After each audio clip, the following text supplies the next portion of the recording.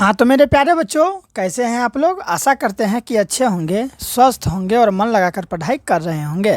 और आज के इस वीडियो में मैं आप सभी को क्लास 10th साइंस का 2022 के द्वितीय पाली में जितना भी साइंस का ऑब्जेक्टिव पूछा गया था स्टूडेंट, उसे मैं आप लोगों को वन शॉट में प्रोवाइड करवाऊंगा। इसलिए आप लोग वीडियो के अंत तक जरूर बने रहें। स्टूडेंट, मैं आपको बता दूं कि इससे पहले वाले वीडियो में मैंने आप लोगों को क्लास 10th साइंस का 2022 में पूछे गए फर्स्ट सिटिंग अर्थात प्रथम पाली का जितना भी ऑब्जेक्टिव था साइंस का, वो मैंने आपको बता दिया। अगर नहीं देखे हैं तो इसी वीडियो के डिस्क्रिप्शन में उसका लिंक दिया गया है, आप लोग ज़रूर देखेंगे स्टूडेंट। क्योंकि आप लोग जब क्वेश्चन बैंक में पूछे गए सभी प्रश्नों का तैयारी कर लेते हैं तो आप लोग काफ़ी मेच्योर ताकतवर बन जाते हैं, ठीक है। और आप लोग जो है कि 80 में 80 ऑब्जेक्टिव करने का क्षमता रखते हैं, ठीक है। चूँकि साइंस में 80 ऑब्जेक्टिव पूछता है तो 80 में 80 आप लोग बनाने का क्षमता हो जाएगा। क्योंकि साइंस इसमें क्या होता है, क्वेश्चन बैंक से जब भी हम लोग पढ़ते हैं ना तो वो काफ़ी सिलेक्टेड प्रश्न ही होता है, ठीक है। लेकिन आपको बनाना कितना है, तो मात्र 40 प्रश्न बनाना है। और मैं आपको एक चीज़ बताते चलूँ स्टूडेंट कि ये जो बुक है मैं अपने पुराने स्टूडेंट से मांग कर लाया हूँ, इसलिए आप लोग देखेंगे कि हर एक प्रश्न में टिक लगा हुआ है। तो आइए बिना लेट किए हुए हम लोग स्टार्ट करते हैं और कम समय में पढ़ने का प्रयास करते हैं ज़्यादा से ज़्यादा। तो सबसे पहला प्रश्न स्टूडेंट हम लोगों का कि लेटेक्स सामान्यतः कहाँ पाया जाता है, बता सकते हैं आप लोग कि लेटेक्स जो होता है वो कहाँ पाया जाता है। तो याद रखिएगा, पीपल में भी लेटेक्स पाया जाता है, पीला कनेल में भी पाया जाता है, बरगद में भी पाया जाता है। इसलिए इसका राइट आंसर क्या होगा, इनमें से सभी। लेटेक्स कहाँ पाया जाता है मेरे प्यारे बच्चे, तो इनमें से सभी। चलिए दूसरा नंबर का प्रश्न है कि मानव मूत्र में यूरिया का प्रतिशत मात्रा कितना होता है, यानी कि जो मानव का मूत्र होता है ना उसमें यूरिया का मात्रा कितना होता है, तो 2% होता है। ऑप्शन नंबर बी 2% होता है। चलिए तीसरा नंबर प्रश्न है कि भ्रूण का विकास कहाँ होता है मेरे प्यारे बच्चों, भ्रूण का विकास गर्भाशय में होता है, ठीक है। जब कोई भी जो मेरे प्यारे बच्चों, ठीक है, स्त्री प्रेग्नेंट होती है ना तो उसका गर्भाशय में एक छोटा सा शिशु का निर्माण होता है, उसे हम लोग भ्रूण कहते हैं। अक्सर स्टूडेंट भ्रूण क्या होता है ये नहीं जानते हैं, तो आप लोग समझ गए ना। गर्भाशय में जो सबसे पहले छोटा सा जो बेबी पनपता है इतनी हो, उसे हम लोग भ्रूण कहते हैं, ठीक है। अगला प्रश्न यहाँ पर क्या है, देखिए कि निकट दृष्टि दोष में किस लेंस का प्रयोग किया जाता है, तो अवतल लेंस का प्रयोग मेरे प्यारे बच्चों किया जाता है, ठीक है। अगला प्रश्न है कि लेंस की क्षमता का मात्रक क्या होता है, तो डायोप्टर होता है। लेंस की क्षमता का मात्रक मेरे प्यारे बच्चों क्या होता है, डायोप्टर। याद रखेंगे आप लोग कि लेंस की क्षमता का मात्रक क्या होता है, डायोप्टर होता है।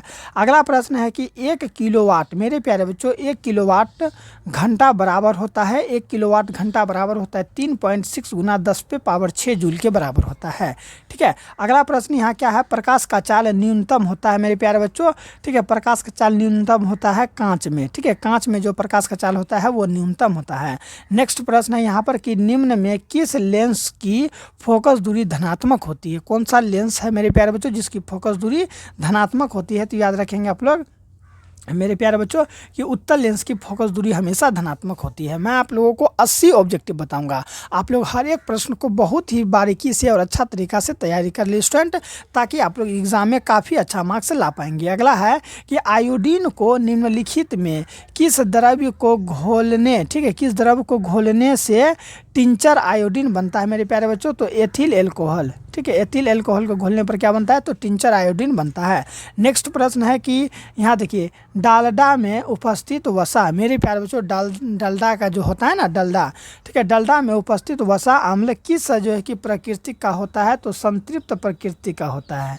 अगला है यहाँ पर इस प्रकार से हम लोगों का कि प्रोपेनॉन, ठीक है, प्रोपेनॉन का क्रियाशील मूलक क्या है मेरे प्यारे बच्चों, तो ये देखिए यही है क्रियाशील मूलक, सी देके एक इससे इस तरह से बराबर 0, तो ये है प्रोपेन का मेरे प्यारे बच्चों क्रियाशील मूलक होता है। जल्दी जल्दी आप लोग चैनल को सब्सक्राइब कर दीजिए अगर नहीं किए हैं तो, ठीक है। और सभी के सभी प्रश्न काफ़ी इंपॉर्टेंट है, इसलिए आप लोग हर एक प्रश्न को देखते हुए चलेंगे। नेक्स्ट प्रश्न है 12 का कि इथिलीन मेरे प्यारे बच्चों, इथिलीन क्या है, तो ओलिफिन है। इथिलीन क्या है, तो इथिलीन मेरे प्यारे बच्चों ओलिफिन है। अगला प्रश्न है कि निम्नलिखित में कौन जीवाश्म ईंधन नहीं है मेरे प्यारे बच्चों, जीवाश्म ईंधन कौन नहीं है बताइए, बायोगैस, पेट्रोल, प्राकृतिक गैस, कोयला। मेरे प्यारे बच्चों जीवाश्म ईंधन कौन नहीं है, ठीक है, तो कोयला मेरे प्यारे बच्चों ये एक जीवाश्म ईंधन है, पेट्रोल भी है, ठीक है, और बायोगैस भी है। तो प्राकृतिक गैस मेरे प्यारे बच्चों ये क्या हो जाएगा, ठीक है, प्राकृतिक गैस मेरे प्यारे बच्चों जीवाश्म ईंधन है या बायोगैस है। तो यहाँ पर ये दोनों में देखिए पेट्रोल और कोयला तो है ही, पेट्रोल और कोयला मेरे प्यारे बच्चों ये तो क्या है ये जीवाश्म ईंधन है ये? आप बताइए बायोगैस और प्राकृतिक गैस में कौन है जो जीवाश्म ईंधन नहीं है? ठीक है, कितना नंबर का प्रश्न है? 13 नंबर का। ठीक है, तो 13 का आंसर देखिए आप लोग ए दिया गया है, यानी कि ये जो बायोगैस होता है ना मेरे प्यारे बच्चों, बायोगैस ये जीवाश्म ईंधन नहीं है, लेकिन ये प्राकृतिक गैस ये क्या है हम लोग का जीवाश्म ईंधन है, क्योंकि इससे भी जो है ना तेल के साथ ही इसे प्राप्त किया जाता है प्राकृतिक गैस। ठीक है, जब पेट्रोल डीजल निकालते हैं ना तो वहीं पर मेरे प्यारे बच्चों प्राकृतिक गैस होता है। आइए अगला प्रश्न हम लोग देख लेते हैं, क्या है कि टिहरी बांध निर्माण का उद्देश्य था। जो टिहरी बांध का निर्माण किया गया था उसका उद्देश्य क्या था? तो जल आपूर्ति भी था, भूमि सिंचाई भी था, बिजली उत्पादन भी था, इसलिए इसका राइट आंसर हो जाएगा इनमें से सभी। अगला प्रश्न है, चलिए स्टूडेंट अगला प्रश्न है कि निम्नलिखित में कौन सा तत्व आसानी से इलेक्ट्रॉन का त्याग नहीं कर सकता है? तो एफ जो है मेरे प्यारे बच्चों आसानी से इलेक्ट्रॉन का त्याग नहीं कर सकता है। नेक्स्ट प्रश्न की ओर चलते हैं। यहाँ पर है कि निम्नलिखित में किस तत्व में मेरे प्यारे बच्चों निम्नलिखित में किस तत्व में संयोजी इलेक्ट्रॉनों की संख्या सबसे अधिक है? तो मेरे प्यारे बच्चों पी। ठीक है, पी में क्या है मेरे प्यारे बच्चों याद रखिएगा, इलेक्ट्रॉनों की संख्या सबसे अधिक माना जाता है। अगला है कि कमरे के ताप पर द्रव्य अवस्था में रहने वाला अधातु क्या है? तो ब्रोमीन जो है मेरे प्यारे बच्चों ये क्या है? कमरे के ताप पर यानी कि नॉर्मल टेम्परेचर में भी ये क्या रहता है? ठीक है, तो नॉर्मल टेम्परेचर में भी ये तो द्रव्य में रहता है और ये अधातु है तो ब्रोमीन हो जाएगा। नेक्स्ट देखिए यहाँ पर क्या है कि निम्नलिखित में कौन सा युग्म एकल विस्थापन अभिक्रिया प्रदर्शित करता है? तो AgNO3 ठीक है एवं Cu ये जो है ये क्या करता है? तो ये एकल विस्थापन अभिक्रिया को प्रदर्शित कर रहा है। ठीक है, तो इस तरह से हम लोगों ने 18 प्रश्न को देख लिया। अगर अभी तक आप लोगों ने चैनल को सब्सक्राइब नहीं किए हैं तो जल्द से जल्द कर ले, क्योंकि हम लोग भी जल्द से जल्द स्टूडेंट जो है कि 80 प्रश्न को समाप्त कर लेंगे। अगला है कि आवर्त सारणी में आवर्त की संख्या कितनी होती है? तो 7 होती है। ठीक है, नेक्स्ट है कि यहाँ क्या है, पटेन C5H12 के कितने संरचना समयवी संभव है मेरे प्यारे बच्चों? तो 3 संभव है। ठीक है, अगला है कि दही में कौन सा अम्ल है? तो दही में मेरे प्यारे बच्चों लैक्टिक अम्ल है। दही में लैक्टिक अम्ल होता है। ठीक है, याद रखेंगे दही में कौन सा अम्ल होता है? लैक्टिक अम्ल। अगला है कि निम्नलिखित में किस धातु को केरोसिन में डुबोकर रखा जाता है? तो सोडियम को मेरे प्यारे बच्चों केरोसिन में डुबोकर रखा जाता है। ठीक है, चलिए क्योंकि पानी में अगर सोडियम को डालेगा तो ब्लास्ट कर जाएगा। अगला प्रश्न हम लोग का इस प्रकार से है कि Al4Cl3 के जल ठीक है जल अपघटन से निम्नांकित में कौन बनता है मेरे प्यारे बच्चों? तो इससे मीथेन बनता है। क्या बनता है? मीथेन।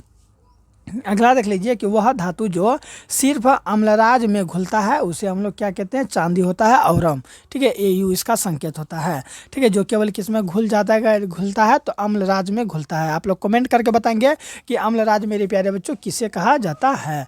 ठीक है, नेक्स्ट प्रश्न है कि वायुमंडल में मेरे प्यारे बच्चों नाइट्रोजन की मात्रा कितना है? तो 78% वायुमंडल में नाइट्रोजन की मात्रा है। ठीक है, अगला है कि प्राकृतिक में पृथ्वी पर ऊर्जा का मुख्य स्रोत क्या है? तो सूर्य का प्रकाश है। सूर्य का जो प्रकाश है मेरे प्यारे बच्चों ये क्या है? प्राकृतिक में पृथ्वी पर ऊर्जा का मुख्य स्रोत केवल सूर्य का प्रकाश है। इसी से क्या होता है? तो ऊर्जा की प्राप्ति होती है। चलिए अगला है कि द ओरिजिन ऑफ स्पेसीज नामक पुस्तक किसने लिखा था? तो डार्विन ने लिखा था। ठीक है, काफ़ी इंपॉर्टेंट प्रश्न है, इसे मैंने आप लोगों को पहले भी बताया था। ठीक है, नेक्स्ट है कि ओजोन के अणु में ऑक्सीजन की परमाणु की संख्या होगी। ओजोन के परत में बता देंगे आप लोग। ठीक है, कि जो ओजोन होता है ना मेरे प्यारे बच्चों वही है कि ओजोन के अणु में ऑक्सीजन की परमाणु की संख्या कितनी होती है? 3 होती है। और ओजोन का जो है कि सूत्र क्या होता है? तो O3 होता है। क्या होता है मेरे प्यारे बच्चों? O3। चलिए अगला देख लीजिए, यहाँ पर इस प्रकार से है कि पौधे में प्रकाश संश्लेषण का स्थान क्या है? तो क्लोरोफिल है। ठीक है, प्रकाश संश्लेषण का स्थान कहाँ पर होता है? तो क्लोरोप्लास्ट में होता है। ठीक है, जो कि पत्तियों में पाया जाता है। अगला है यहाँ पर कि परिशेषिका हिस्सा है मेरे प्यारे बच्चों। परिशेषिका हिस्सा किसका है? तो आहार नाल का हिस्सा है। ऑप्शन नंबर ए हो जाएगा। ठीक है, परिशेषिका हिस्सा है तो आहार नाल का हिस्सा है। चलिए नेक्स्ट प्रश्न की ओर हम लोग चलते हैं और यहाँ पर देखते हैं क्या है कि एक खाद मेरे प्यारे बच्चों एक खाद श्रृंखला में तीसरे पोषी स्तर पर हमेशा कौन रहता है? तो हमेशा मेरे प्यारे बच्चों मांसाहारी होता है। ठीक है, एक खाद्य श्रृंखला में तीसरे पोषी स्तर पर हमेशा कौन रहता है? तो याद रखिएगा ना, कौन रहता है? तो मांसाहारी रहता है। चलिए अगला प्रश्न की ओर हम लोग बढ़ते हैं और यहाँ पर देखते हैं क्या कि निम्न में कौन से समूहों में केवल एक मेरे प्यारे बच्चों केवल जैव निम्नीकरण पदार्थ है? केवल जैव निम्नीकरण पदार्थ किस में है? तो घास, पुष्प तथा चमड़ा में क्या है मेरे प्यारे बच्चों? ये जो देख रहे हैं ये तीनों के तीनों क्या है? जैव निम्नीकरण निम्नीकरण पदार्थ है। बाकी ये देखिए घास, लकड़ी, प्लास्टिक आ जाता है जो कि प्लास्टिक अनिम्नीकरण पदार्थ है। इसी तरह से फल के छिलके, केक तथा स्टील, ये स्टील तो आ गया। फिर यहाँ पर देखिए शीशा आ गया। लेकिन यहाँ पर देखिए सभी के सभी क्या है, निम्नीकरण होने वाला पदार्थ है। अगला है कि निम्नलिखित में कौन अधातु विद्युत का सुचालक है। तो ग्रेफाइट जो होता है ये क्या होता है, अधातु होते हुए भी विद्युत का सुचालक होता है। अगर आपको ग्रेफाइट देखना है तो पेंसिल में देखिएगा, पेंसिल से जो लिखते हैं ना वही ग्रेफाइट है। अगला है कि बैटरी का अम्ल है। बैटरी का अम्ल क्या है, सांद्र H2SO4 है। बैटरी का अम्ल क्या है, सांद्र H2SO4। नेक्स्ट प्रश्न है कि काली चूना का रासायनिक सूत्र क्या होता है। चलिए इस प्रकार से आप लोग देखिए कि काली चूना का रासायनिक सूत्र क्या होता है। तो CaO जो है ये काली चूना का रासायनिक सूत्र होता है। ठीक है स्टूडेंट। अगला है कि आयोडीन युक्त नमक है। तो NaCl+Kl ये जो है आयोडीन युक्त नमक है। स्टूडेंट मैं आपको टू द पॉइंट और डायरेक्ट आंसर करवा रहा हूँ ताकि आप लोग कम समय में ज़्यादा से ज़्यादा तैयारी कर पाएंगे। अगला है कि प्लास्टर ऑफ पेरिस का रासायनिक नाम है। प्लास्टर ऑफ पेरिस का रासायनिक नाम क्या है, कैल्शियम सल्फेट। ठीक है, अर्धहाइड्रेट है। क्या है, प्लास्टर ऑफ पेरिस का रासायनिक नाम क्या है, कैल्शियम सल्फेट अर्धहाइड्रेट है। ठीक है। अगला प्रश्न देख लीजिए क्या है कि लौंग तेल किस प्रकार का सूचक है। तो ये गंधीय सूचक है। लौंग तेल किस प्रकार का सूचक है, तो गंधीय सूचक। आप लोग स्टूडेंट हर एक प्रश्न को तैयारी कर लीजिए और कमेंट करके बताएंगे, ठीक है, कि आप मेरे इस वीडियो को कहाँ से देखते हैं। चलिए स्टूडेंट अगला प्रश्न है कि घरेलू गैस जिसे हम लोग LPG भी कहते हैं, होता है ना घरेलू गैस LPG का प्रमुख अवयव क्या है। तो ब्यूटेन है। एथेन, प्रोपेन, ब्यूटेन, उसमें 3 प्रकार का गैस मिला होता है। नेक्स्ट है कि C60 फ्लोरीन की आकृति निम्नलिखित में से किसके जैसा होती है। तो फुटबॉल के जैसा होती है। ठीक है। चलिए 40 प्रश्न समाप्त हो गया। डायरेक्ट आंसर पर फोकस कीजिए और आप लोग क्या कीजिए, हर एक वीडियो को बहुत ही बारीकी से देखिए। यहाँ पर है कि नए वयस्क मनुष्य में कितने दांत होते हैं। तो 32 को दांत होता है। ठीक है। इस चीज़ के बारे में तो आपको पहले से भी पता होगा कि 32 दांत होते हैं। चलिए क्यों ना अब हम लोग आगे बढ़े और 41 तक तो देख लिए, अब बाकी के प्रश्नों को भी देख लेते हैं। ठीक है स्टूडेंट। चलिए सबसे पहले आप लोग बताएंगे कि मस्तिष्क जो होता है वो उत्तरदायी है। इस प्रकार से अगर आपको नहीं दिख रहा है तो चलिए दिखेगा। बताएंगे आप लोग कि मस्तिष्क मेरे प्यारे बच्चों उत्तरदायी है। क्यों उत्तरदायी है, हृदय संपदा के लिए, शारीरिक संतुलन के लिए, सोचने के लिए, या फिर इनमें से सभी। तो मस्तिष्क जो होता है हम लोग का जो माथा होता है वो तीनों के लिए ही अति आवश्यक है। ठीक है स्टूडेंट। हृदय जो है कि स्पंदन के लिए भी, शारीरिक संतुलन के लिए भी, सोचने के लिए भी, इसलिए इसका राइट आंसर क्या हो जाएगा, इनमें से सभी। जो मस्तिष्क होता है ये उत्तरदायी होता है सभी के लिए। अगला प्रश्न है कि ट्रेकिया मेरे प्यारे बच्चों, ट्रेकिया किस जीव का श्वसन अंग है। तो कॉकरोच का मेरे प्यारे बच्चों। ठीक है। तिलचट्टा का जो है ना ये एक अंग है ट्रेकिया, याद रखेंगे आप लोग। ठीक है। कॉकरोच का जो खून होता है वो कैसा होता है, तो सादा होता है। शरीर में भोजन का पचना किस प्रकार की अभिक्रिया है। तो ये एक उपचयन अभिक्रिया है। ठीक है। अगर ऑप्शन में ऑक्सीजन रहेगा तो ऑक्सीजन भी टिक मारेंगे, क्योंकि ऑक्सीजन की वजह से ही ये संभव हो पाता है। ठीक है। चलिए अगला प्रश्न यहाँ क्या है कि पूर्ण विकसित अंडाशय कहलाता है। तो जब पूर्ण विकसित अंडाशय मेरे प्यारे बच्चों बीजांड कहलाता है। ठीक है। पूर्ण जो है कि विकसित अंडाशय क्या कहलाता है, तो बीजांड कहलाता है। आप लोग इस चीज़ को भूलेंगे नहीं, हर एक प्रश्न को बहुत ही बारीकी से समझेंगे। अगला है कि एक स्त्री में कौन से लिंग गुणसूत्र मिलते हैं। तो एक स्त्री में मेरे प्यारे बच्चों XX गुणसूत्र होते हैं और पुरुष में XY गुणसूत्र होते हैं, याद रखेंगे आप लोग। अगला है कि मृत जीवी का उदाहरण क्या है। तो गोबर छत्ता जो है, गोबर छत्ता ये मृत जीवी का उदाहरण है। ठीक है स्टूडेंट। नेक्स्ट है कि गार्ड कोशिका की कौन सी भित्ति मोटी होती है। तो भीतरी मेरे प्यारे बच्चे, भीतरी। ठीक है। गार्ड कोशिका का कौन सी भित्ति मोटी होती है। तो भित्ति मोटी होती है। अगला है कि निम्न में किसे रासायनिक दूत कहा जाता है। निम्न में मेरे प्यारे बच्चों किसे रासायनिक दूत कहा जाता है। तो हार्मोन को क्या कहा जाता है, रासायनिक दूत कहा जाता है। नेक्स्ट है कि पौधे के उत्सर्जी पदार्थ मेरे प्यारे बच्चों, पौधे के उत्सर्जी पदार्थ निम्न में से कौन है।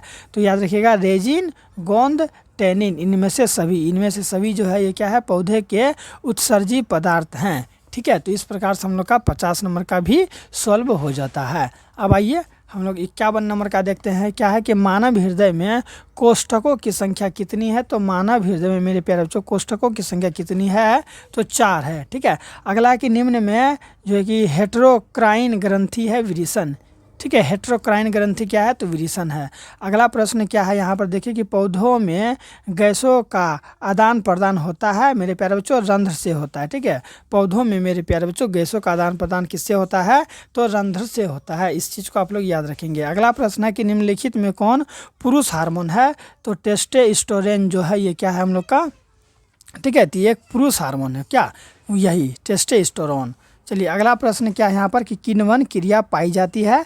तो किण्वन की क्रिया मेरे प्यारे बच्चों ईस्ट में पाई जाती है। जो किण्वन की प्रक्रिया होती है ना, वो किस में पाई जाती है?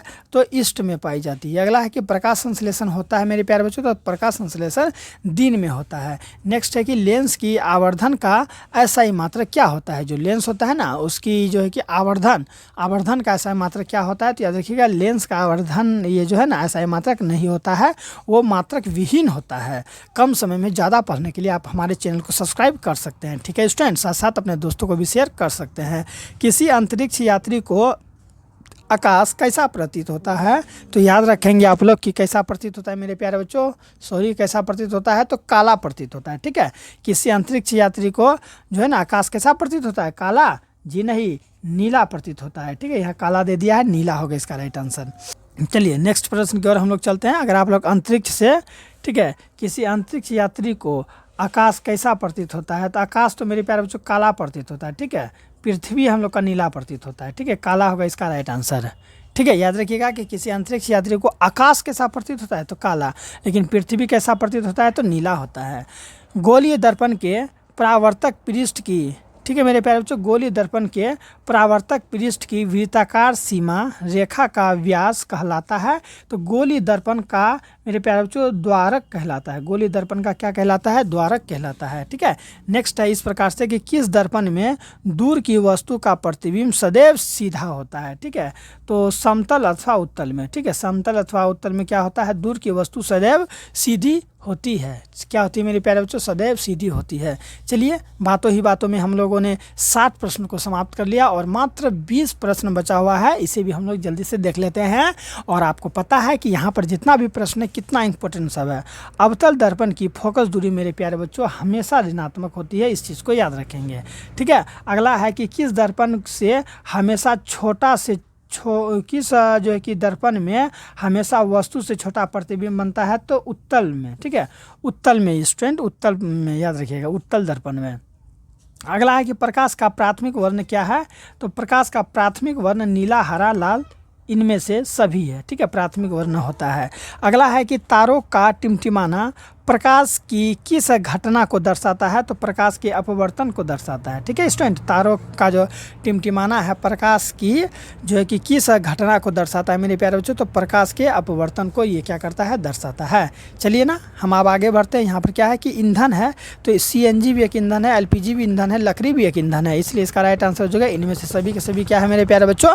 तो ईंधन है। 65 प्रश्न को समाप्त कर दी, लेकिन अभी तक आप लोगों ने लाइक नहीं किया है, तो जल्दी से जल्दी बाबू लाइक करते हुए चले, ताकि मैं आप लोगों के लिए इसी तरह का ऑल सब्जेक्ट का क्वेश्चन बैंक लाता रहूँ। इसके बाद मैं आप लोगों को संस्कृत का या नहीं तो हिंदी का मैं स्टूडेंट PYQ करवा दूंगा। ठीक है, टोटल मैं आपको 2011 से लेके 2025 तक का पहले प्रश्न उत्तर करवाऊँगा। चलिए अगला प्रश्न यहाँ पर क्या है? देखिए कि जीवाश्म मेरे प्यारे बच्चों, जीवाश्म ईंधन का उदाहरण क्या है? तो पेट्रोलियम और कोयला दोनों के दोनों जो है ये जीवाश्म ईंधन का उदाहरण है। ठीक है, अगला प्रश्न यहाँ इस प्रकार है कि अमोनिया क्लोराइड का जलीय विलयन क्या होता है? तो अम्लीय होता है। ठीक है, अमोनिया क्लोराइड का जलीय विलयन क्या होता है? अम्लीय होता है। नेक्स्ट प्रश्न है कि एथेन का आणविक सूत्र C2H6 है, इसमें सहसंयोजक बंधन की संख्या कितना है? तो 7 है। कितने हैं मेरे प्यारे बच्चों? तो 7 है। ठीक है, चलिए जल्दी जल्दी हम लोग कर लेते हैं सभी प्रश्नों को। यहाँ पर है कि शल्य चिकित्सक मेरे प्यारे बच्चों, शल्य चिकित्सक में, ठीक है, टूटी हड्डियों को जोड़ने के लिए प्रयुक्त होने वाला रसायन क्या है? तो याद रखिएगा, टूटी हड्डियों को जोड़ने के लिए प्लास्टर ऑफ पेरिस का प्रयोग किया जाता है। आप लोग कमेंट करके बताएंगे कि प्लास्टर ऑफ पेरिस का रासायनिक सूत्र क्या होता है। आप लोग देखते होंगे स्टूडेंट के गाँव शहर में कभी भी किसी का हाथ वगैरह टूट जाता है या पैर टूट जाता है, तो आप लोग देखिएगा वहाँ पर ना पट्टी मार देता है सादा कलर का। ठीक है, लगेगा सीमेंट जैसा जमा दिया है, तो वो क्या होता है? तो वही प्लास्टर ऑफ पेरिस होता है। ठीक है, अगला है कि किस पीएच का विलयन सबसे अधिक अम्लीय होता है? तो स्टूडेंट याद रखिएगा एक का जो है कि जैसे देखिए अम्ल पीएच, ये पीएच स्केल है, ये 7 है, ठीक है। पीएच स्केल 7 है तो उदासीन है। 7 से 8, 9, 10 वो जैसे जैसे आगे जाएगा वो क्षार हो जाएगा, जैसे जैसे कम आएगा अम्ल हो जाएगा। तो 6 जो है ये 7 की तुलना में ज़्यादा खतरनाक है। 5 जो अम्ल है ये 6 से ज़्यादा खतरनाक ये है।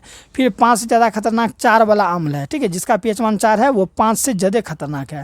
और जिसका पीएच मान 3 है वो 4 से ज़्यादा खतरनाक है। यानी जैसे जैसे कम होते जाता है वो उतना ही अधिक प्रबल होते जाता है। वही यहाँ पर है कि किस पीएच मान वाला विलयन सबसे अधिक अम्लीय होता है? तो 1, ठीक है। अगला प्रश्न है कि एथाइल में कार्बन डाई, ठीक है, एथाइल में कार्बन कार्बन परमाणुओं के बीच कितने सहसंयोजक संबंध होते हैं? तो 3 मेरे प्यारे बच्चों सहसंयोजक संबंध होते हैं, ठीक है स्टूडेंट। चलिए 71 प्रश्न को हम लोगों ने देखा।